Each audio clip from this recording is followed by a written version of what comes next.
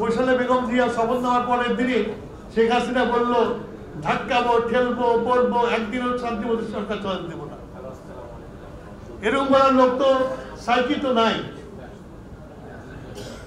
অনেক সময় পার হয়ে গেছে। কিন্তু আলোচনা হবে, সাথে সাথে আমাদের একত্রিত ভাব আছে, সেটাও আলোচনা হয়ে পার্লামেন্টে, যেটা ভালো হবে সেটা। আমরাই তো বলেছি যে আপার হাউস করবো আমরা।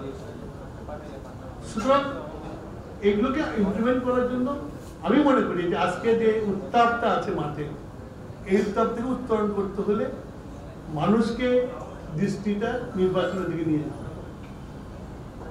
যার যার প্রোগ্রাম আছে, সরকারের যা প্রোগ্রাম, দলগুলো প্রোগ্রাম তারা দেবে, দিয়ে করবে।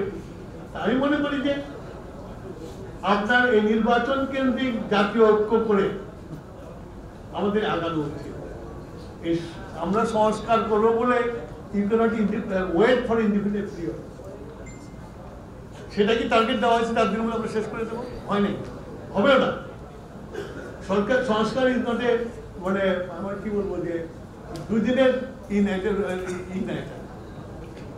সংস্কারটা চলমান, পরিস্থিতির সাথে সাথে সংস্কার তৈরি করতে হয়। আর এখন যেগুলো সংস্কারের রিপোর্টে এসছে সেটা হবে, কিন্তু আমি মনে করি যে সরকারের উচিত এখন তার ক্যানভাসটাকে ছোট করে নিয়ে এসে আইন শৃঙ্খলা, বাজার দর এবং নির্বাচনের দিকে ধাবিত হওয়া। এটা আমি মনে করি, আমার ধারণা যে অন্যান্য যারা পলিটিক্যাল পার্টি আছে তারাও মনে করে যে এই দিকে ফোকাসটা করলে আমার মনে বেশি ভালো হবে।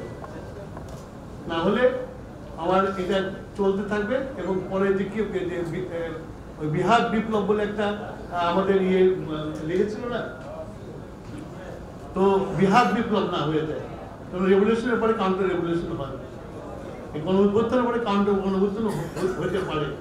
সেই জন্য আমি মনে করি যে নির্বাচন হলে একমাত্র সমাধান, সেই সমাধানের দিকে আগানো উচিত। সরকারের ক্যানভাস থেকে ছোট করে নিয়ে আসা উচিত। যত ছোট করে নিয়ে আসবে তত সরকার ভালো পারফর্ম করতে পারবে এবং ডক্টর ইউনূসের মতো একজন সুনামধন্য মানুষেরও সুনাম রক্ষা করতে পারবে। আমি আমার বক্তব্য বলে এখানে শেষ করছি।